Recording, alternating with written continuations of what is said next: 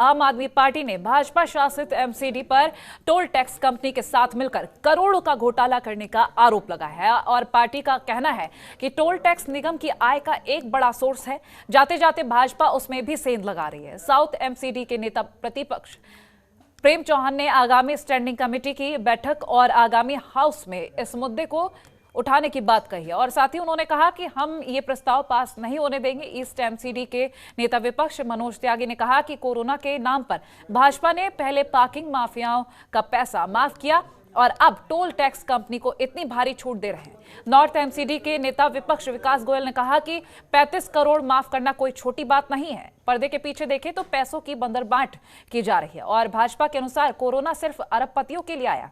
आम जनता को वो कभी ट्रेड लाइसेंस फीस बढ़ाकर परेशान करते हैं तो कभी हाउस टैक्स बढ़ाकर परेशान करते हैं।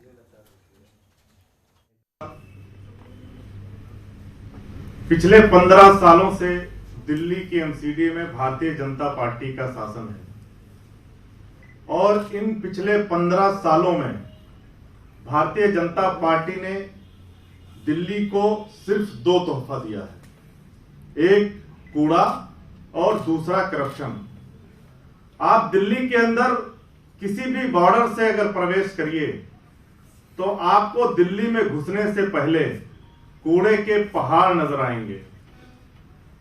ये 15 सालों में पहला तोहफा दिया है भारतीय जनता पार्टी ने दिल्ली वालों को। दूसरा, दिल्ली के अंदर भारतीय जनता पार्टी शासित एमसीडी ने भ्रष्टाचार की सारी सीमाएं तोड़ रखी हैं।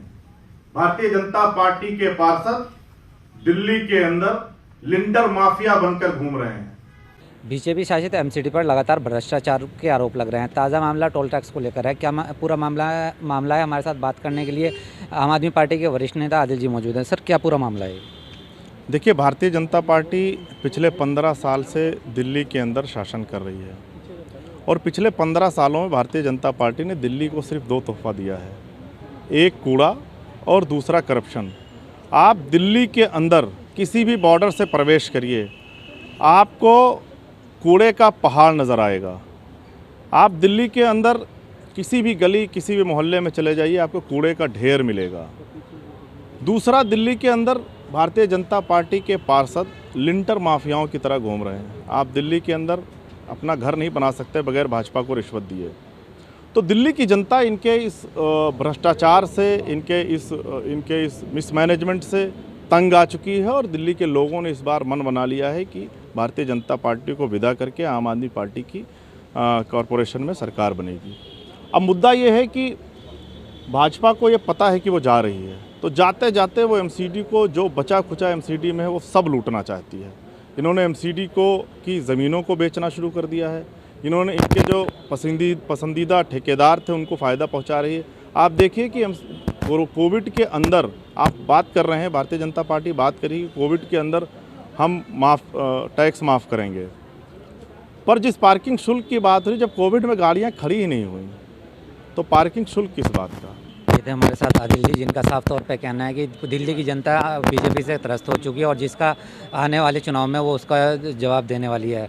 अपने सहयोगी भावना सिसोदिया। खबरों के निष्पक्ष विश्लेषण के लिए सब्सक्राइब करें Janatantra TV and press the bell icon. Never miss any update.